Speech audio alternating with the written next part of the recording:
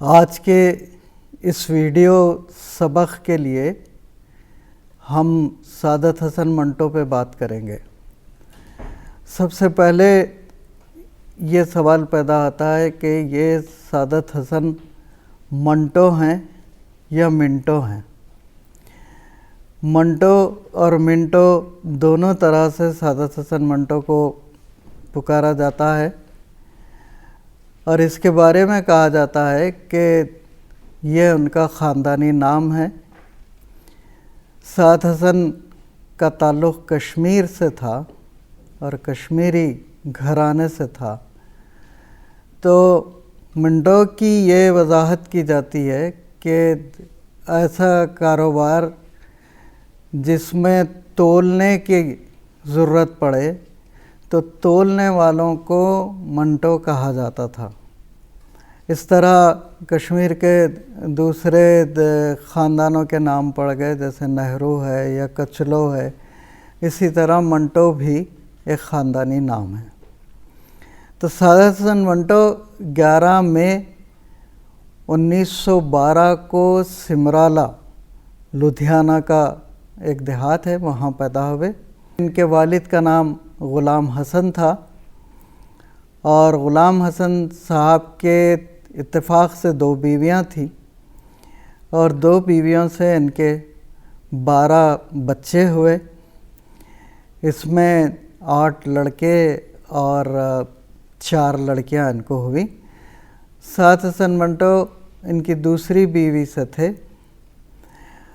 منٹو کو بچپن میں پڑھنے لکھنے کا زیادہ شوق نہیں تھا، اور کم عمری سے یہ تھوڑا سا غلط صحبتوں میں پڑ گئے تھے، اور FA میں فیل ہونے کے بعد انہوں نے باہر گھومنا، سگریٹ پینا، نشہ آور سگریٹ پینا اور دوستوں میں گھومنا، اور جیسے رفیق غزنوی نے کہا کہ درختوں کی ٹھنڈی چھاؤں میں انقلاب کے خواب دیکھنا، اس طرح اپنی زندگی کا ضیاع کر رہے تھے۔ بڑی مشکل سے انہوں نے FA 3 درجے میں پاس کیا، جبکہ سعادت حسن منٹو کے بڑے بھائی، ان سے بڑے جو بھائی تھے جو ان کی پہلی ماں سے، ان لوگوں نے اچھی خاصی تعلیم حاصل کی تھی اور اونچے عہدوں پہ فائز تھے۔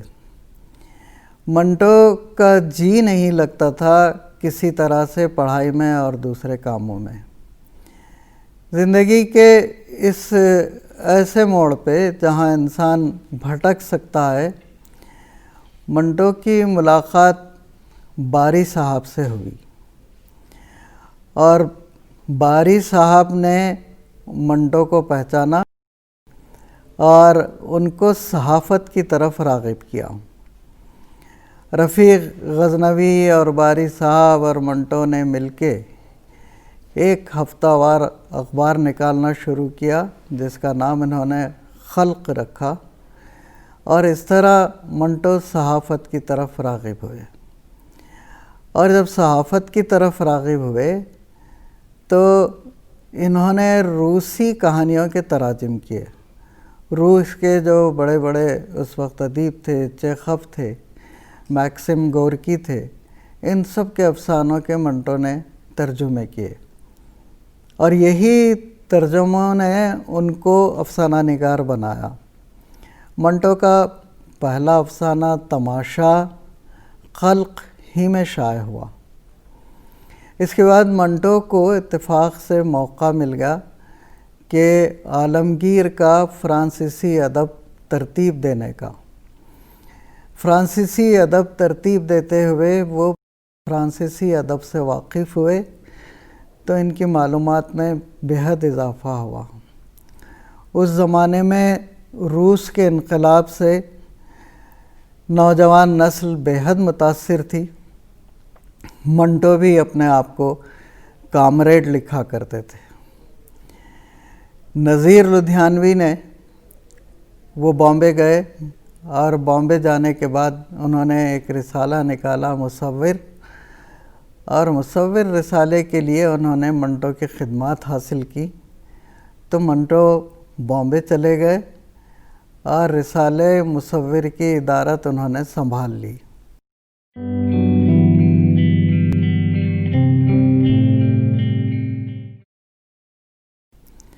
बॉम्बे जाने के बाद ये दोबारा दिल्ली आए जब ऑल इंडिया रेडियो में बहुत से अदीब व शायर मुंसलिक हो गए थे ऑल इंडिया रेडियो से।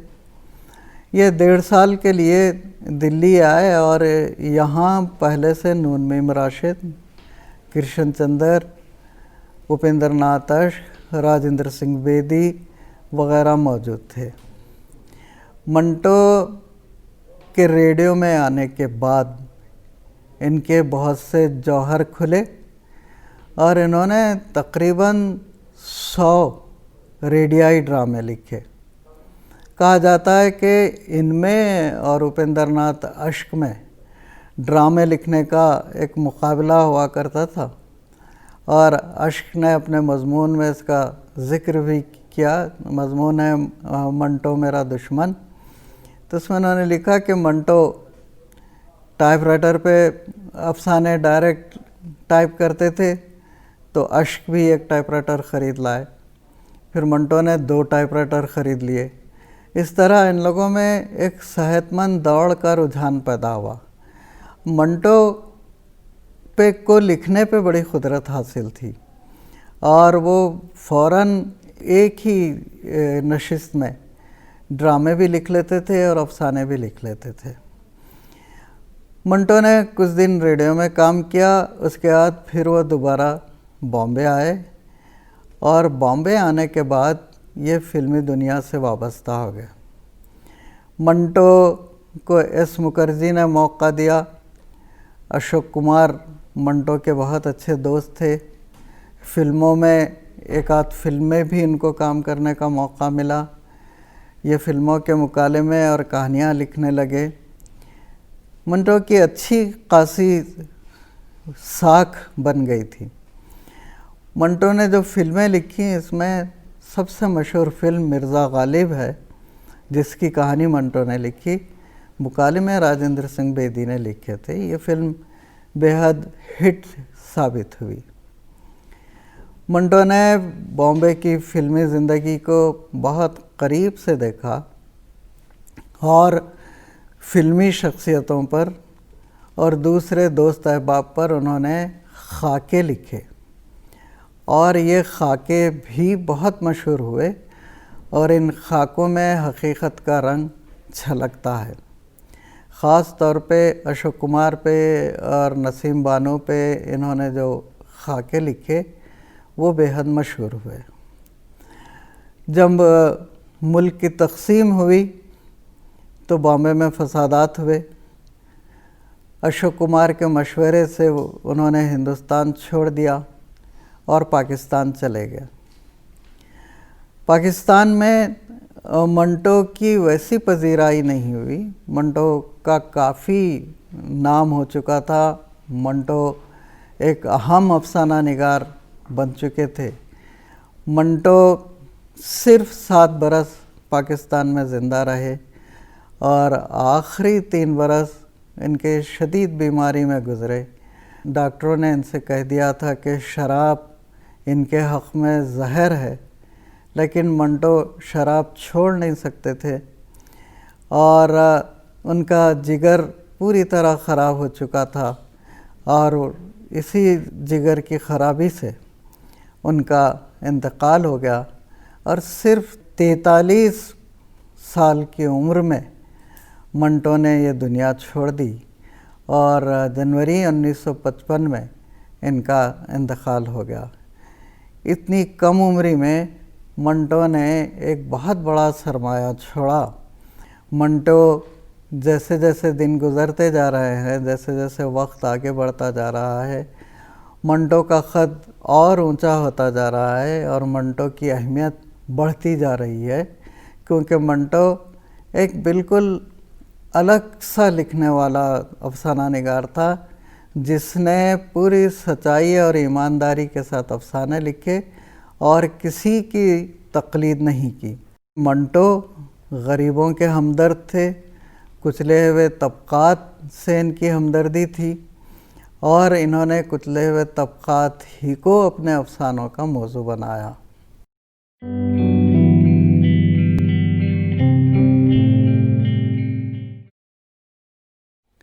عزیز طلبہ و طالبات، ابھی ہم نے منٹو کے حالات زندگی کے بارے میں گفتگو کی۔ اب ہم منٹو کے فن کے بارے میں بات کریں گے۔ منٹو انسانی فطرت کے بہت بڑے رم شناس تھے، انسانی فطرت کو بہت اچھی طرح سے جانتے تھے۔ ویسے انہوں نے جب لکھنا شروع کیا، ہم نے ابھی تذکرہ کیا کہ تماشا ان کا پہلا افسانہ تھا۔ یہ افسانہ جلیان والا باغ پہ لکھا ہوا افسانہ تھا اور ایک حد تک اس کا سیاسی بیک گراؤنڈ تھا۔ منٹو نے ابتدا میں جو افسانے لکھے اس میں سیاسی رنگ حاوی تھا، جیسے تماشا ہے، خونی تھوک ہے، دیوانہ شاعر، نیا قانون، 1919 کی ایک رات، سوراج کے لیے اور یزید۔ یہ ایسے افسانے ہیں جو جن کے موضوعات سیاسی ہیں، لیکن ان موضوعات پہ جو افسانہ بہت زیادہ مشہور ہوا وہ نیا قانون ہے۔ نیا قانون بھی انہوں نے ایک نچلے طبقے کے ٹانگے والے کے بارے میں لکھا، جو انگریزوں کے زمانے میں جب نیا قانون پاس ہوتا ہے تو وہ بہت خوش ہوتا ہے اور سمجھتا ہے کہ اس قانون پہ عمل کیا جائے گا، چنانچہ وہ جذباتی ہو کر ایک آدمی کو پیٹ دیتا ہے، لیکن نتیجے میں اس کو جیل جانا پڑتا ہے۔ منٹو نے ابتدا میں اس طرح کے افسانے لکھے، لیکن ان کا مزاج سیاسی مزاج نہیں تھا۔ منٹو نے بالکل اپنے لیے ایک نیا میدان تلاش کیا، جسے وارث علوی کہتے ہیں کہ وہ شہری زندگی کا افسانہ نگار ہے، اور شہری زندگی کو انہوں نے موضوع بنایا، اور شہری زندگی میں بھی خاص طور سے بامبے کی زندگی کو انہوں نے اپنے افسانوں کا موضوع بنایا۔ بامبے میں جس طرح کی زبان استعمال کی جاتی ہے، ان زبان کے الفاظ سے اردو افسانے کو مالا مال کیا، اور بامبے میں نچلے طبقے کے جو پیشے تھے، جیسے ہوٹل کا بیرا، باہر والا، تانگے والا اور چھوٹے موٹے کام انجام دینے والے مزدور، اور سب سے زیادہ منٹو کو جس طبقے نے متاثر کیا وہ، ہم اس کو طوائف کہتے ہیں، لیکن یہ طوائف وہ طوائف نہیں تھی جس کو لکھنؤ کے معاشرے نے پیدا کیا تھا۔ یہ طوائف ناچنے گانے والی بھی نہیں تھی۔ بعد میں جو ہمارے ہاں اصطلاح آئی سیکس ورکر کی، بامبے کی یہ جسم فروش عورتیں تھیں جن کی زندگیوں میں جھانکنے کی جو ہے منٹو نے کوشش کی اور ان کی زندگیوں کو موضوع بنایا، لیکن اس میں سے منٹو نے انسانی ہمدردی دیکھی اور بظاہر اس پیشے پہ مجبور ہونے والی خواتین کے اندر کی عورت، اس کی ممتا، اس کی اپنی انا باقی ہے یا بالکل بری طرح سے مر گئی ہے، اور ایسا کیوں ہوا؟ منٹو نے ان کی درون ذات ان کو ٹٹولنے کی کوشش کی۔ منٹو فطرت سے زیادہ قریب تھا۔ بلوز انہوں نے افسانہ لکھا تو اس میں ایک جوان ہوتے ہوئے لڑکے کی جو الجھنیں ہوتی ہیں، جس طرح کی الجھنوں سے وہ گزرتا ہے، اس کو انہوں نے موضوع بنایا کہ کس طرح عمر کے ایک خاص حصے میں انسان تجسس محسوس کرتا ہے اور کچھ چیزیں جاننے کی اس کے پاس جو خواہش پیدا ہوتی ہے، اس کو منٹو نے موضوع بنایا۔ اسی طرح ان کے پاس افسانہ ہے آوازیں، کہ آوازیں کس طرح انسانی زندگی پہ اثر انداز ہوتی ہیں اور کس طرح آوازوں سے انسان اپنے عمل کی طرف پوری طرح توجہ نہیں دے سکتا اور کس طرح اس کی زندگی ڈسٹرب ہو جاتی ہے، افسانے آوازیں میں انہوں نے اس کو پیش کرنے کی کوشش کی۔ تو اس طرح منٹو کے ہاں ہم کو ایک موضوعات کا تنوع ملتا ہے کہ انسان جیسے جیسے زندگی کے مراحل سے گزرتا جاتا ہے اس کی نفسیاتی کیفیت کیا ہوتی ہے اس کو بتانے کی منٹو نے کوشش کی۔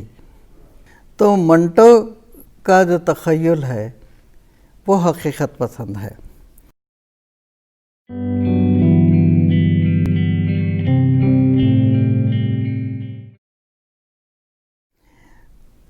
اب بات کرتے ہیں منٹو کی جس سے شہرت بھی ہوئی اور منٹو پہ کیس بھی چلے، منٹو بدنام بھی ہوئے، منٹو نامور بھی ہوئے، منٹو کی شہرت بھی جن افسانوں کی وجہ سے ہوئی۔ اس طلباء و طالبات، میں نے ابھی آپ کو بتایا کہ طوائف یا سیکس ورکر پہ منٹو نے بے مثال کہانیاں لکھیں۔ جیسے ان کی ایک کہانی ہے کالی شلوار۔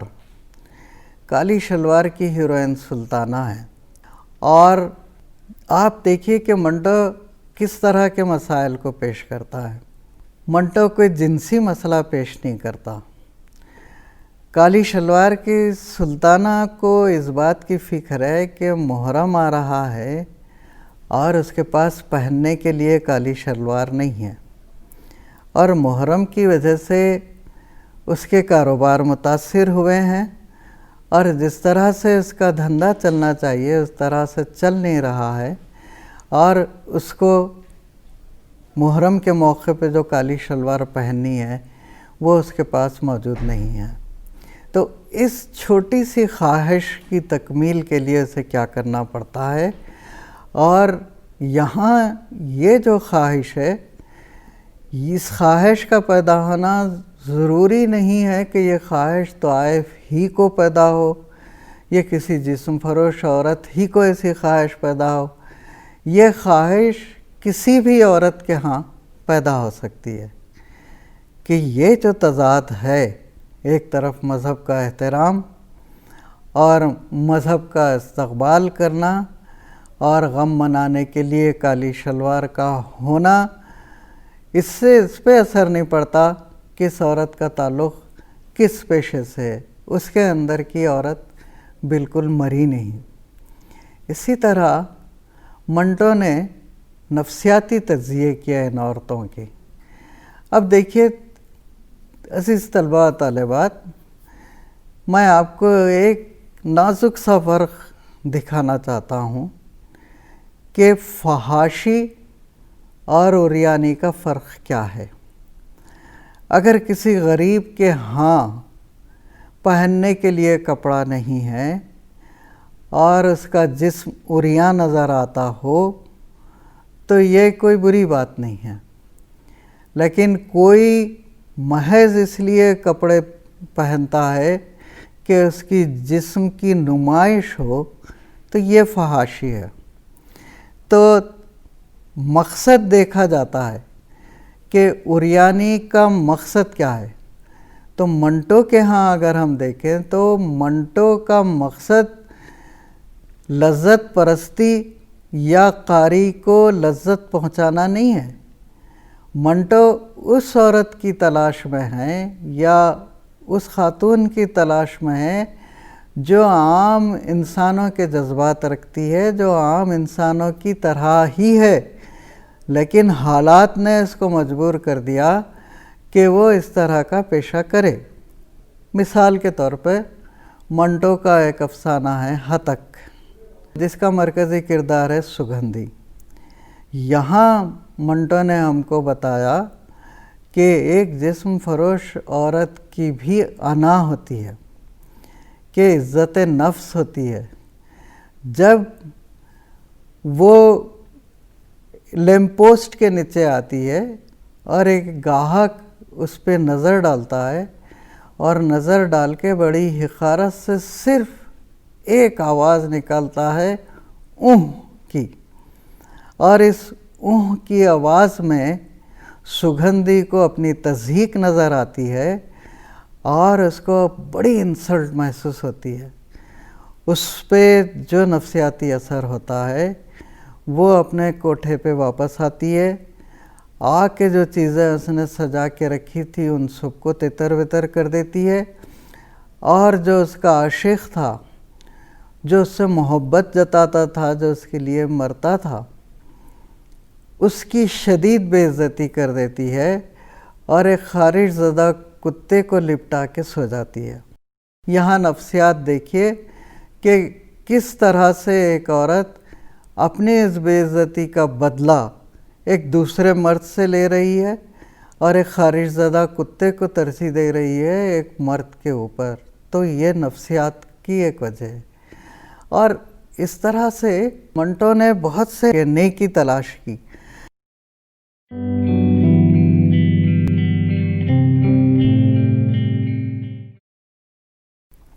بابو گوپی ناتھ کا جو کردار منٹو نے دیا، بابو گوپی ناتھ کے پاس ورثے میں بہت دولت ملی ہے، کافی دولت ہے، اور وہ دولت لٹاتا پھرتا ہے، کہتا ہے کہ میرے زندہ جب تک ہوں میں اس دولت کو پوری طرح سے خرچ کروں گا۔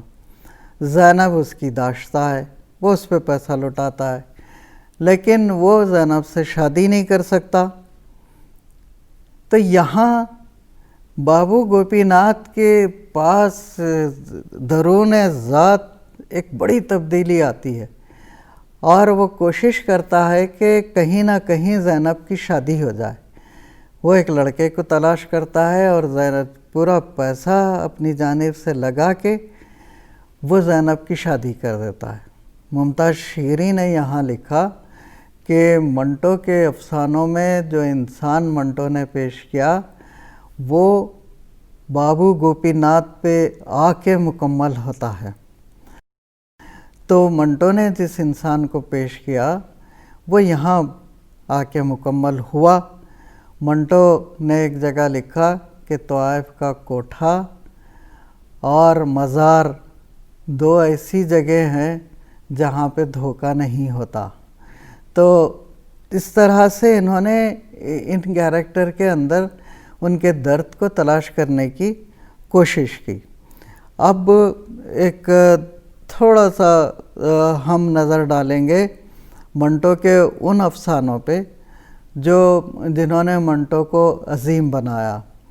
جیسے منٹو کا جو فسادات پہ منٹو نے افسانے لکھے، ملک تقسیم ہوا، فسادات ہوئے، تو منٹو نے افسانے لکھے جس میں ٹھنڈا گوشت ہے، کھولدو ہے، ٹوبہ ٹیک سنگھ ہے۔ تقسیم ملک کے بعد جو بھیانک فسادات ہوئے، بلا تعصب منٹو نے اس کی تصویر کشی کی۔ جیسے کھولدو افسانہ ہے، میں زیادہ تفصیل میں نہیں جاؤں گا، آپ نے یہ افسانہ ضرور پڑھا ہوگا۔ منٹو نے یہ نیا پہلو تلاش کیا کہ فرقہ وارانہ فسادات میں مخالف فرقے ہی کے لوگ عصمت ریزی نہیں کرتے، کیمپ میں کام کرنے والے اپنے فرقے کے لوگ بھی عورت کی مجبوری سے فائدہ اٹھاتے ہیں۔ اور پھر افسانے کا جو انجام ہے اور اس کے 3 ریاکشن جو ہوتے ہیں وہ منٹو کے افسانے کو ایک عظیم افسانہ بنا دیتے ہیں۔ جب بے ہوش سکینہ میں حرکت پیدا ہوتی ہے تو اس کا باپ خوشی سے چلا کے کہتا ہے کہ میری بیٹی زندہ ہے، اور ڈاکٹر بڑی حیرت سے سکینہ کی طرف دیکھتا ہے، اور سکینہ کے شعور پہ جو لفظ بیٹھا ہوا ہے وہ اس سے جو حرکت کرواتا ہے، یہاں انسان لذت نہیں لیتا بلکہ رونگٹے کھڑے ہو جاتے ہیں کہ ان فسادات میں عورتوں کے ساتھ کتنا برا سلوک ہوا۔ چنانچہ ایک افسانے کا اور ذکر کرنا یہاں بے حد ضروری ہے، وہ ہے ٹوبہ ٹیک سنگھ۔ ٹوبہ ٹیک سنگھ ہمارے ادب کی، اردو ہی ادب کی نہیں، ہندوستانی ادب کی بلکہ عالمی سطح کی ایک بہت بڑی کہانی ہے ٹوبہ ٹیک سنگھ۔ ٹوبہ ٹیک سنگھ کا مسئلہ یہ ہے کہ ایک رات وہ لوگ نیند سے بیدار ہوئے تو ان کو پتہ چلا کہ ملک تقسیم ہو گیا، کہ کل تک ہم ہندوستان میں تھے، پتہ چلا پاکستان میں ہے اب ایک نیا ملک۔ عوام کی مرضی جانے بغیر ملک کے درمیان ایک سیاسی لکیر کھینچ دی گئی اور لوگوں کو تقسیم کر دیا گیا۔ منٹو نے پاگل خانہ اس کا منظرنامہ بنایا اور انہوں نے بتایا کہ یہ جو تقسیم ہے ایک پاگل پن کی حرکت سے بڑھ کے نہیں ہے، یہ ایک بہت بڑی پاگل پن کی حرکت تھی جس کو ملک کو تقسیم کر دیا گیا۔ پھر اس میں جو ٹوبہ ٹیک سنگھ جس کا نام پڑ گیا، وہ اس کو اس بات کی کھوج رہتی ہے کہ اس کا چھوٹا سا جو گاؤں ہے جس کا نام ٹوبہ ٹیک سنگھ ہے، وہ ہندوستان میں ہے کہ پاکستان میں ہے۔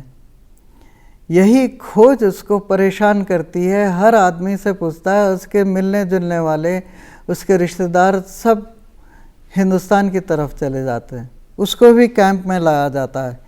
وہ ہر شخص سے سوال کرتا ہے کہ ٹوبہ ٹیک سنگھ ہندوستان میں ہے کہ پاکستان میں ہے، اور کوئی اس کو صحیح جواب نہیں دیتا، کوئی کہتا ہے کہ ہندوستان میں ہے، کوئی کہتا ہے کہ پاکستان میں ہے۔ اب یہ درد اس کو اتنا بے چین کرتا ہے۔